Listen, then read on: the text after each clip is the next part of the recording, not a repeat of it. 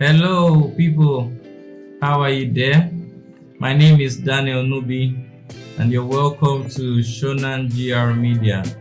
This is my first video on this channel, and I believe that you will enjoy watching it. You'll be enjoying a lot of video on this channel which go through family, lifestyle, tourism, finance, and much more.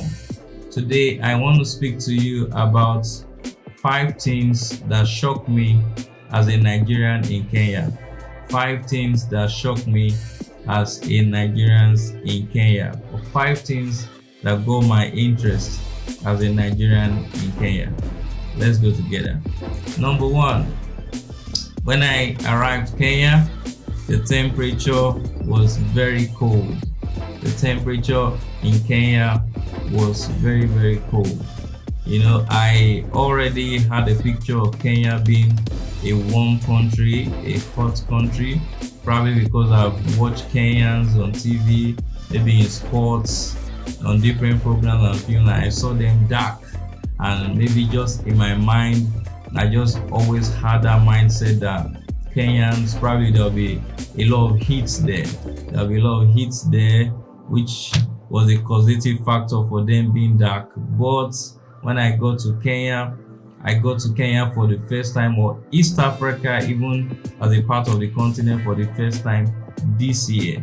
And the time I got there, it was very cold. It was not just cold, the cold was biting.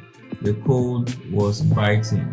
As a Nigerian, I could just wear a normal shirt like this and just wear a singlet and I'm good. But I couldn't try that in Kenya. I couldn't try that in Kenya. The different clothes I had to wear, even at times putting on a jacket again on that. So that really got me. That really got me in Kenya. The cold was much, and I even got to realize that in Kenya there is winter. There is winter in Kenya. That may interest you to know that there is winter in Kenya, and snow even falls also in Kenya on the mountains. Yeah, you need to know that. And the temperature also drops below 20 degrees Celsius. So in case you are planning to go to Kenya very soon, next year, this year, I want you to know that it will be cold in Kenya. And also you need to note that the winter season is between July and September. That was the period I went, between July and September. Thank you. Number 2 that got me in Kenya, the food. The food in Kenya. As I've told you already, I'm a Nigerian, and you see in Kenya they eat a lot of local food. They eat a lot of local food in Kenya. So when you get to Kenya, if you're planning to go to Kenya very soon, you need to prepare yourself that you may not see so many of the conventional dishes, or let me say continental dishes. Many of those foreign dishes, they're not as if they don't prepare them, but Kenya, they love their local food. My best in Kenya really was the rice. I love the rice. When they cook rice, they use a lot of vegetables, they use a lot of sauce. You know, I love that in Kenya. And also, I want you to know, as a Nigerian, whenever you're traveling to Kenya, that you know that they don't cook with pepper. Nigerians will be able to understand what I'm talking about, and maybe Ghanaians. So we from the western side of Africa, we cook pepper, we eat pepper, but in Kenya, they don't really cook pepper. I didn't see pepper in Kenya throughout the time I was there. I only saw tomatoes, probably onions, and some vegetables. They only add pepper sauce to food in Kenya. You know, when I was eating one of those days where I stayed, that place where I lodged, you know, one of the people there was wondering that how would you be adding sauce, pepper sauce to food like this? They felt it was too much, you know, and I was the one that knew where I'm coming from. I needed to add that sauce to it. And also in Kenya, they don't really take evaporated milk. That's like the preserved milk that we take. in our side of the continent, they don't really take evaporated milk. I'm not saying they don't, but I didn't really see evaporated milk. They do more of fresh milk. I think they call it sour milk. They do more of fresh milk. They squeeze the milk from the cow, and it's good for them to go. And in Kenya, I need to tell you, they drink a lot of tea. They drink tea so much. In fact, you cannot get tired of tea. In fact, when you get to Kenya, you yourself will know you need tea, because the cold, as I told you, will be very much. So you take a lot of tea. They take it almost the way they take water. And also, I need to tell you this is very, very amazing. I go to Kenya and I saw beans in Kenya.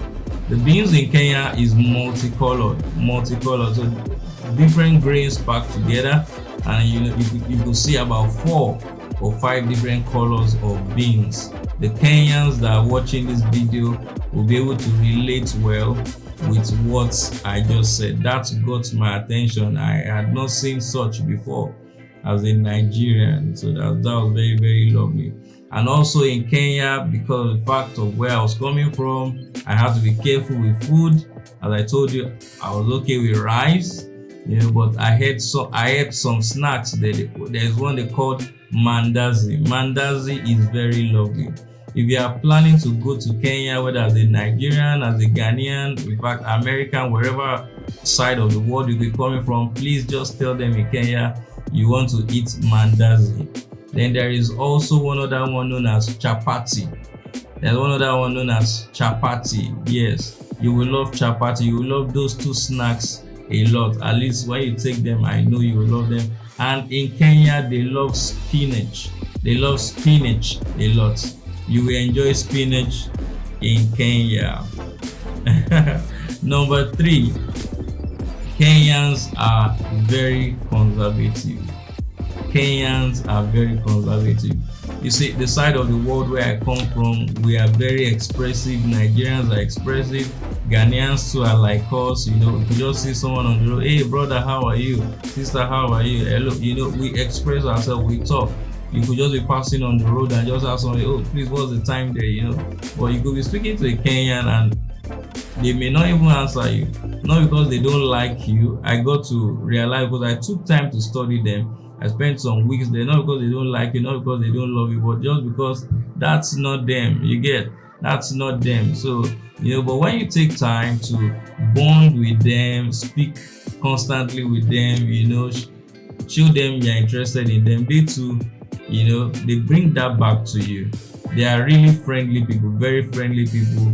And when the heart of a Kenyan is open to you, I want to tell you, there is really nothing you may not be able to do in their country. You may go to their country and in fact they tell you that, look, we have a place for you to stay here. They are quite receptive and, very, very open, even to help and to bless people. I can say that about Kenya. So they are conservative, but they are also friendly, and they are very, very lovely people and loving people. Yeah, number 14 that struck me or got my attention in Kenya is the topography and the road network. The topography and the road network. I could also say the hills and the settlements. The hills and the settlements. You see, they have a lot of hills. I mean, high hills in Kenya. High hills in Kenya, and there are settlements there. There are like villages. There are like hamlets on those hills. When you stay on those hills, you'll be looking down. You'll be looking down at the road. There are people that live there. There are villages there. Those things were strange to me. You get? So it got me. I was just like, oh, wonders. Wonders. So the hills, the settlements, the topography, the road network. I was wondering how roads could be built on hills like that. There was even a particular place we were traveling, I think before Narok. There's a place in Kenya known as Narok. Kenyans also will be able to relate with this. One very, high hill, looking down was just like, God, I hope this car is not going to drop down from the hill. But they are used to the hills already, and in Kenya they have speed limits just for safety. also. And the fifth one I want to say here is their language. Kenyans love their language. They love their language so much. They speak their language a lot, and not only that, they are also willing to teach you their language. At least when I go to Kenya, I was able to learn some things in Kenya. Probably if I had stayed longer, I'll be speaking it so fluently.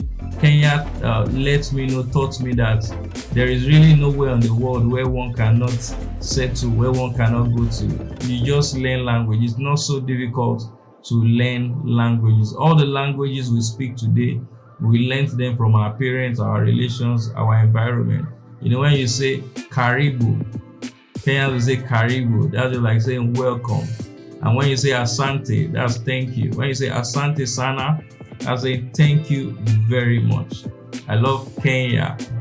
Yeah. Once again, this is my first time on broadcasting on this channel.